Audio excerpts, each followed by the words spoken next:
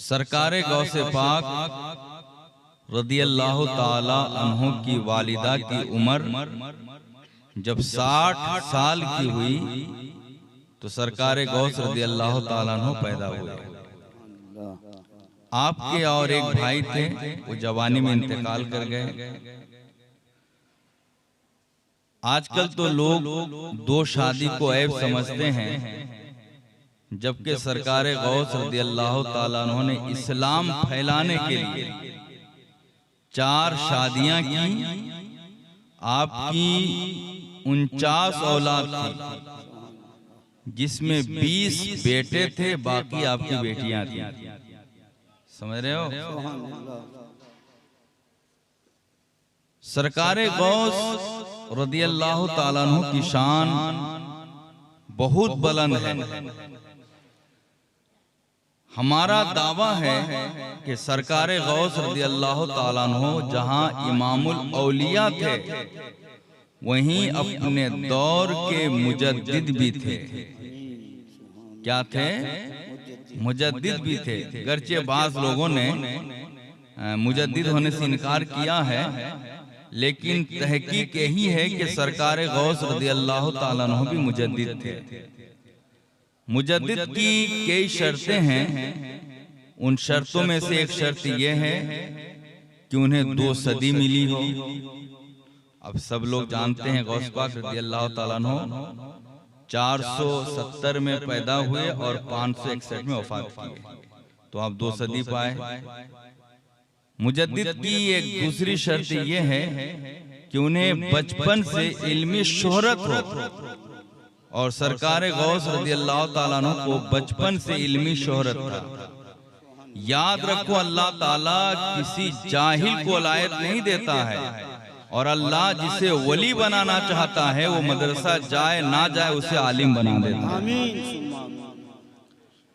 सरकारे गौस रदियल्लाहु ताला अन्हु ने बाज़ाब्ता मदरसे से पढ़े हैं।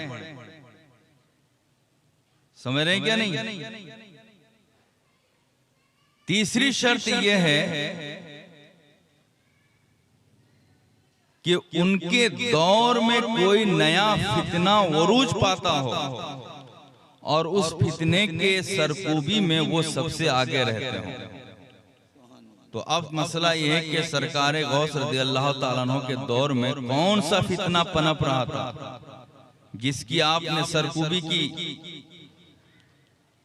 तो आपको यही मिलेगा। सरकारे गौस रदियल्लाहु ताला अन्हु की लिखी हुई जितनी किताबें हैं, आप गौसे पाक की किताबों में ज्यादा से ज्यादा यही आप रद में पाएंगे कि सरकारे गौस ने पूरी जिंदगी राफिजियों और शियों के रद में गुजार दी। बोलो सुभान अल्लाह। सीना पीटने वालों के रद में गौस पाक ने जिंदगी काटी। सीना, जो लोग मुहर्रमुल हराम के मौके से सीना पीटते हैं, काला कपड़ा पहन के मातम करते हैं, सरकारे गौस रदियल्लाहु ताला अन्हु ने पूरी जिंदगी उन लोगों का रद्द फरमाया। ये एक वस्फ है जो आपको मुजद्दिद साबित करता है। इसलिए ऐ लोगों, गौसे पाक का तजदीदी कारनामा ये है कि आपने काले पट्टी वालों का, शियों का, राफिजियों का आपने खुल के रद्द किया है। तो जो गौसे आजम का होगा, और ये भी सुन लो, ताजियादारों का गौस पाक ने रद्द फरमाया है। इसलिए जो गौसे पाक का होगा, कभी इन जैसे पीरों का वो कभी साथ नहीं देगा। समझ रहे हैं क्या? सरकारे गौस रदियल्लाहु ताला अन्हु के आप हजरात ने बहुत सी करामतें सुनी हैं। आज बस चंद बातें मैं कह देना चाहता हूं।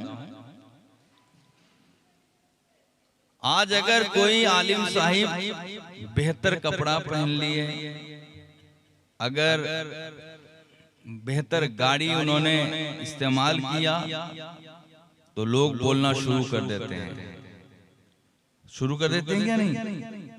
मैं आपको बता देता हूं, सरकारे गौस रदियल्लाहु ताला अन्हु जब पढ़ रहे थे, दौराने तालिब इल्म आप पर कुछ अय्याम ऐसे भी गुजरे कि आप भूख और प्यास बर्दाश्त करके आपने तालीम हासिल की। एक रवायत में यहाँ तक आया कि दौरान तालीम एक मरतबा 20 रोज भूखे रह गए। आपके मसबख में खाना नहीं बना था, आप घास फूस और पानी वगैरह नहर फरात के पीकर आपने जिंदगी काटी। कितने रोज? 20 रोज भूखे रह के आपने पढ़ा है। बहरहाल फिर जब अल्लाह ने गौसे पाक को मकाम उलिया अता फरमाया, आपका मदरसा जब बहुत बड़ा बनाया गया तो एक औरत ने अपने एक बच्चे को सरकारे गौस के मदरसे में दाखिल कराई और चली गई। कुछ रोज के बाद उस औरत के दिल में यह ख्याल पैदा हुआ कि मैं चल के अपने बच्चे को देख लूं। वो औरत आई तो क्या देखती है, उनका बच्चा सूख कर कांटा हो गया है और गौसे पाक रज़ी अल्लाह ताला अन्हु दस्तरखान पे मुर्गा खा रहे हैं।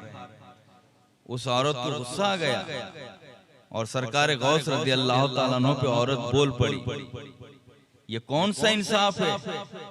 मेरा बच्चा सूख के कांटा हो गया है और आप दस्तरखान पे मुर्गा खा रहे हैं। तो सरकार गौस रज़ी अल्लाह ताला अन्हु ने फरमाया कि तुम अपने बच्चे को बुलाओ। उस औरत ने अपने बच्चे को बुलाई। बाद इसके सरकार गौस रज़ी अल्लाह ताला अन्हु ने फरमाया कि इन हड्डियों को जमा करो। हड्डियां जमा की गई और गौसे पाक रज़ी अल्लाह ताला अन्हु ने फरमाया कि तुम अपने बेटे से कहो कि इन हड्डियों को वो मुर्गा बना दे। उस बच्चे ने कहा कि मुझे ये मकाम हासिल ही नहीं हुआ है तो मैं कैसे बनाऊंगा? तो गौसे पाक रज़ी अल्लाह ताला अन्हु ने अपना असा मारा तो वो हड्डियां मुर्गा बन गई। हजरात, मैं बताना ये चाहता हूं, जिन माँ बाप ने अपने बच्चे को मदरसे का दरवाजा नहीं दिखाया, जिनके बच्चों ने कभी मदरसे का मुंह नहीं देखा, तो उनके बच्चों पे फूल कौन बरसाएगा? अगर किसी गरीब माँ बाप ने अपने बच्चे को आलिमे दीन बनाया तो उनके बच्चे पे तो लोग फूल बरसाएंगे, उन्हें तो हार पहनाएंगे, उन्हें तो स्टेज पे चढ़ाएंगे। आपके चिढ़ने से कुछ फायदा नहीं होगा। अल्लाह ने वो मकाम दिया है, उन्हें तो यहाँ भी इज्जत मिलेगी, वहां भी इज्जत मिलेगी। समझ रहे हैं क्या? नहीं। गौसे पाक रज़ी अल्लाह ताला अन्हु की बहुत शान है। कहा जाता है, और याद रखें, अल्लाह किसी को वलायत देने से पहले उसे आलिमे दीन बनाता है। और आजकल का माहौल और लोगों का मिजाज ऐसा बन गया है, ये मैं इससे पहले एक बात कह दूं, मुफ्ती अहमद यार खान साहब नईमी रहमतुल्लाह अलैह ने बड़ी अच्छी बात लिखी है। अगर कोई शख्स वली है और वो अपनी वलायत छुपाना चाहता है जाहिलों में, तो वो प्रचार कर दे कि मैं आलिम हूं, वो प्रचार कर दे कि मैं आलिम हूं। जब वो प्रचार कर देगा मैं आलिम हूं, तो फिर आवाम उसे वली मानेगी ही नहीं। तो मेरे भाइयों, वलायत अल्लाह उसी को देता है जिसे वो इल्म से नवाजता है। और इल्म हासिल करने के लिए जरूरी नहीं कि उसे मदरसा जाना पड़े, अल्लाह इल्म सीना भी दे देता है।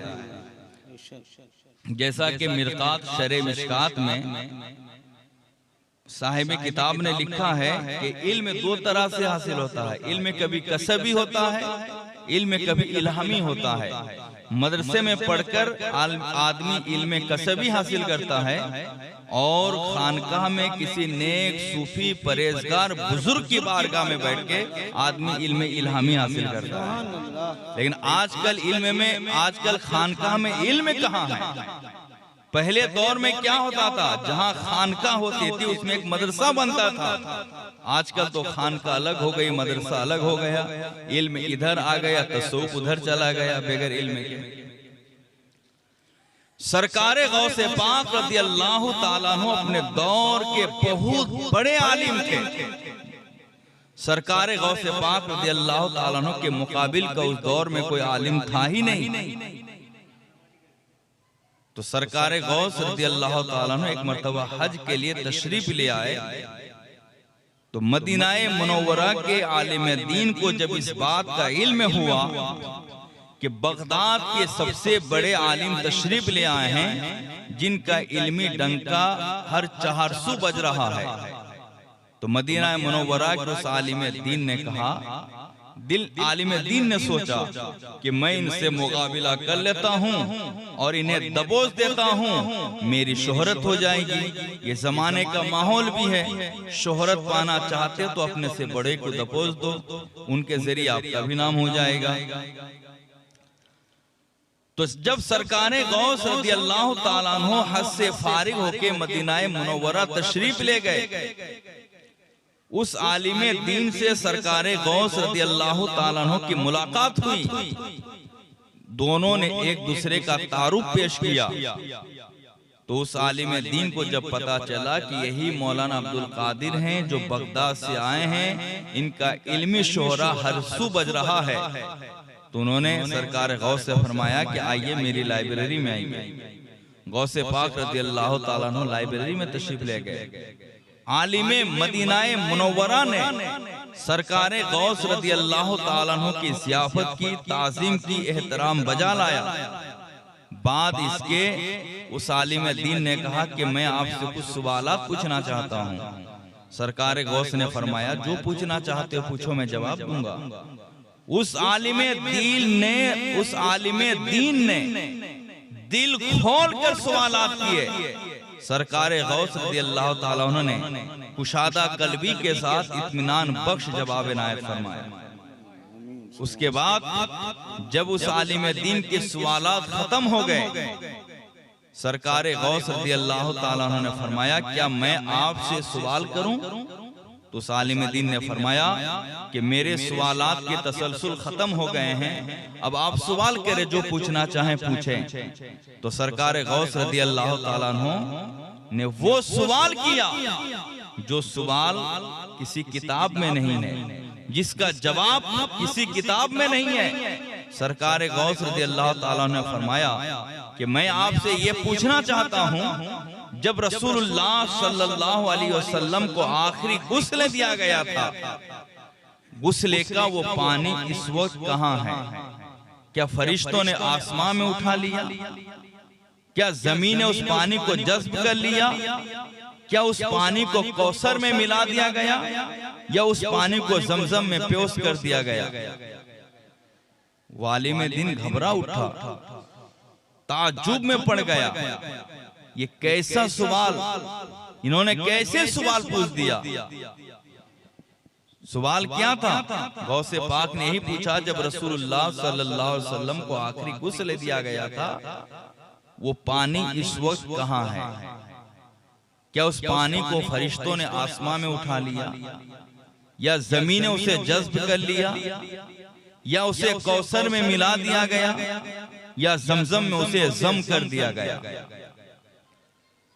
उस आलिम दीन ने अपना जहन और अपने दिमाग को हर तरफ दौड़ाया।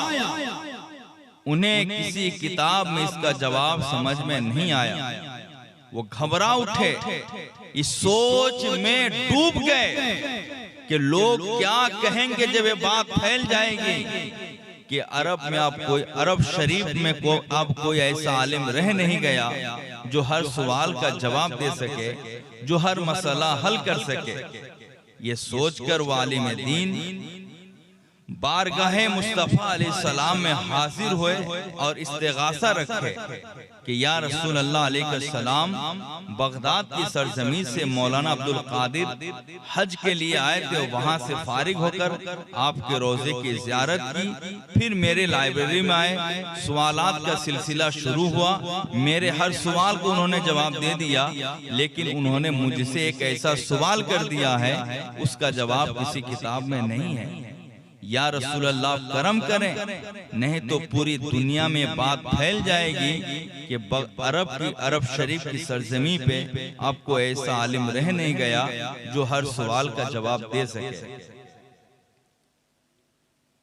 ये कहते कहते उनकी आंखें लग जाती है और वो सो जाते हैं।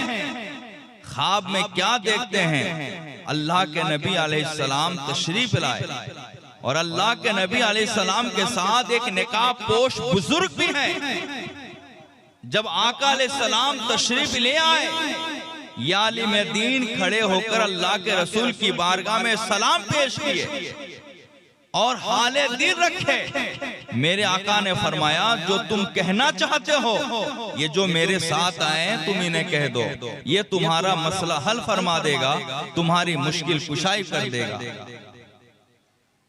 उन्होंने उनसे सवाल किया निकाब पोश से। निकाब पोश ने जवाब दे दिया। रात गुजर गई, सुबह की अज़ान हुई।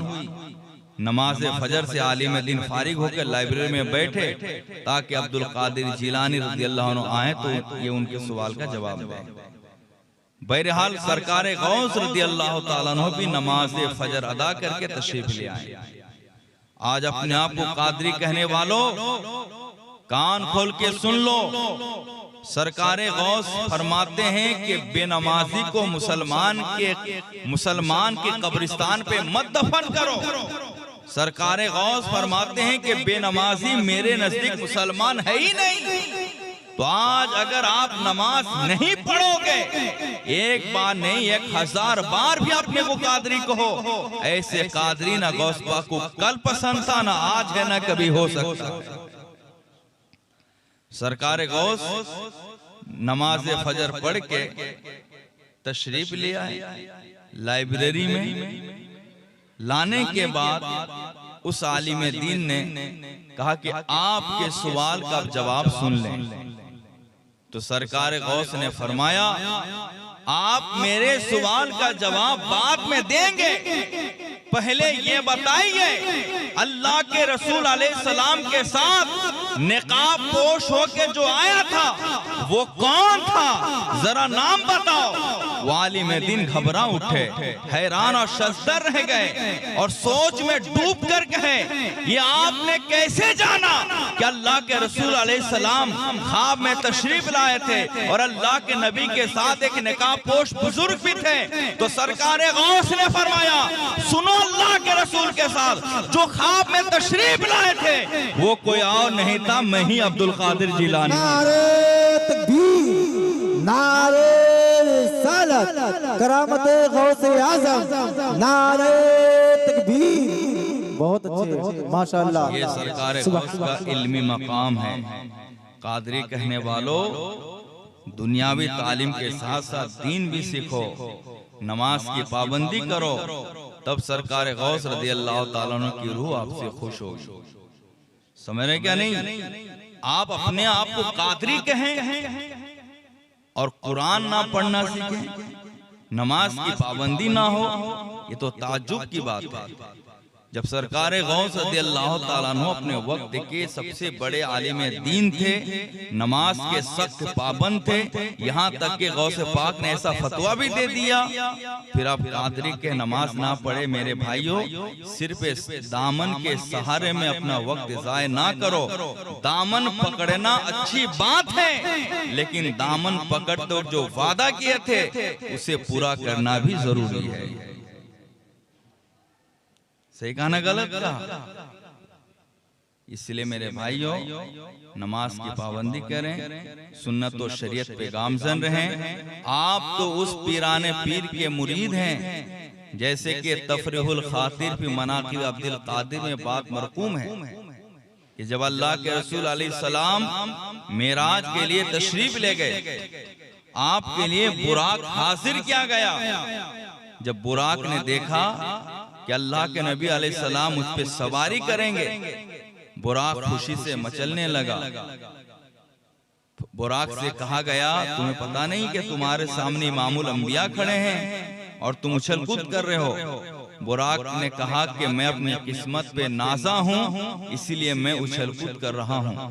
बाद इसके बुराक ने बारगाह रसूल अलैहिस्सलाम में अर्ज किया, या रसूल अल्लाह, आप मेरी गर्दन पे दस्ते नबूवत रख दें ताकि एक निशान पड़ जाए।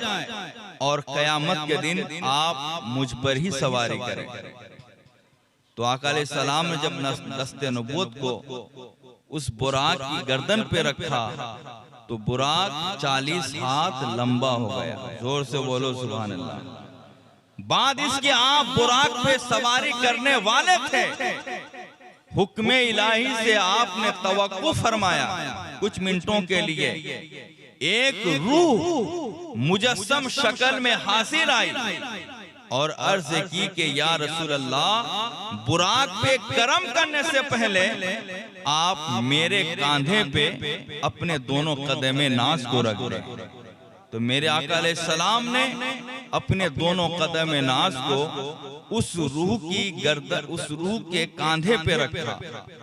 कांधे पे रखने के बाद मेरे आका अलैहिस्सलाम ने फरमाया, पूछा कि तुम कौन हो और अपने कांधे को क्यों पेश किए? तो उस रूह ने आवाज दी, या रसूल अल्लाह, मैं आपकी औलादों में अब्दुल कादिर जिलानी हूँ और अभी मैं आलमे रूहानियत में हूँ और मैं फैज लेने के लिए, आपका करम हासिल करने के लिए, पावर और ताकत हासिल करने के लिए मैंने अपना कांधा पेश किया। ऐ लोगों, जब सरकारे गौस ने कहा या रसूल अल्लाह, मैंने अपना कांधा पेश किया आलमे रूहानियत में, तो मुस्तफा करीम ने फरमाया, बेटा अब्दुल कादिर, आज तेरे गर्दन पे, आज तेरे कांधे पे मेरा कदम है। एक जमाना आएगा सारे वलियों के कांधे पे तेरा कदम होगा। वो वक्त आया, सरकार गौस रज़ियल्लाहु ताला ने ऐलान फरमाया, कदमी हाज़िही अला रकबती कुल्ली वलील्लाह, मेरा ये कदम हर वली के कांधे पे है। मेरे भाइयों, सरकार गौस ने जब ऐलान फरमाया, वो औलियाए किराम जो जमीन पर थे उन्होंने भी अपना सर झुका लिया। सरकारे गरीब नवाज रज़ियल्लाहु ताला अन्हु खुरासान के पहाड़ पे चिल्ला कशी कर रहे थे। जब सरकार गरीब नवाज के कानों से आवाज टकराई तो गरीब नवाज ने फरमाया, सिर पे कांधे पे नहीं बल्कि मेरी आंखों पे भी, मेरे सर पे भी आपका कदम है। मेरे भाइयों, जो औलिया किराम दुनिया से जा चुके थे उन्होंने कब्र पे रहकर कहा, ऐ अब्दुल कादिर, हमने इसे तस्लीम किया। जो जमीन पर थे उन्होंने इसे तस्लीम किया, जो माँ के शिकम में थे उन्होंने भी तस्लीम किया। ऐ लोगों, गौस से पहले जितने आए थे उन्होंने भी कबूल किया, जो गौस के दौर में थे उन्होंने भी कबूल किया, जो आने वाले थे उन्होंने भी कबूल किया। तभी तो सरकार आला हजरत फरमाते हैं, जो वली कब्ल थे या बाद हुए या होंगे, सब अदब रखते हैं दिल में मेरे आका तेरा। हजरात, अगर कोई कादरी है तो भी गौसे पाक के मुरीद हैं, अगर कोई चिश्ती है तो भी गौसे पाक के मुरीद हैं, अगर कोई नक्शबंदी है तो भी गौसे पाक के मुरीद हैं, अगर कोई शाज़ली है वो भी गौसे पाक के मुरीद हैं, अगर कोई सुहरवर्दी है वो भी गौसे पाक के मुरीद हैं, अगर कोई रफाई है तो वो भी गौसे पाक के मुरीद हैं। आप कहेंगे सिलसिले तो अलग अलग हैं, चिश्ती अलग सिलसिला है, कादरी अलग सिलसिला है, नक्शबंदी अलग सिलसिला है, सोहरवर्दी अलग सिलसिला है, शाज़ली अलग सिलसिला है, रिफाई अलग सिलसिला है। तो फिर सब गौस पाक के मुरीद कैसे हो गए? अब गौर करें, सरकार गौस क्या फरमाते हैं, अला रकबते कुल्ली वलील्लाह, हर वली के कांधे पे मेरा कदम है। क्या फरमाया? हर वली के कांधे पे मेरा कदम है। इसका मतलब जो भी वली है उसके कांधे पे गौसे आजम का कदम है। हजरात, गरीब नवाज के कांधे पे जब गौसे आजम का कदम हुआ तो ये इस बात की दलील है कि गौसे आजम के मुरीद गरीब नवाज हो गए, है क्या नहीं?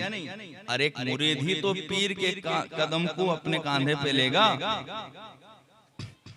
शाह नक्शबंद के कांधे पे जब गौस का कदम हुआ तो शाह नक्शबंद भी गौसे आजम के क्या हो गए?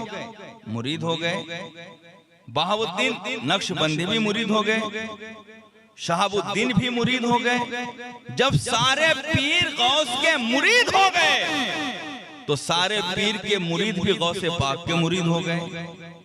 तो इसीलिए तो आला हजरत ने फरमाया, मजराए किश्त बुखारा होके इराक व अजमेर, कौन सी किश्त पे बरसा नहीं झाला तेरा। मेरे भाइयों, आला हजरत सरकार का ये करम है और ये एहसान है कि हमने गौसे पाक रज़ी अल्लाह ताला अन्हु को पहचान सके। बहरहाल देखिए, जो जिसके जरिए से जिन्हें पहचानेगा वो उनका एहसान मानेगा। हमने इल्मी एतबार से गौसे पाक का मकाम और मर्तबा अगर समझा है तो कुतुब आला हजरत की रोशनी में समझा है। इसीलिए हम तो हर वक्त आला हजरत सरकार की भी गीत गाएंगे, सादात का एहसान मानेंगे और जो दीन हक है उसी पे कायम रहेंगे। चाहे कोई हमारा अपना हो और वो गैर हो जाए, वो गैर हमारे सीने से लग जाए, हमें इससे कुछ फर्क पड़ने वाला नहीं है। अल्लाह ताला हजरत कारी फारूक साहब को सलामत रखे और उनके रफ़ाक़ाए कार को भी अल्लाह सलामत रखे। इस्लाम जिंदाबाद, मसलक आला हजरत पाइंदाबाद, वलायत गौसे आज़म जिंदाबाद।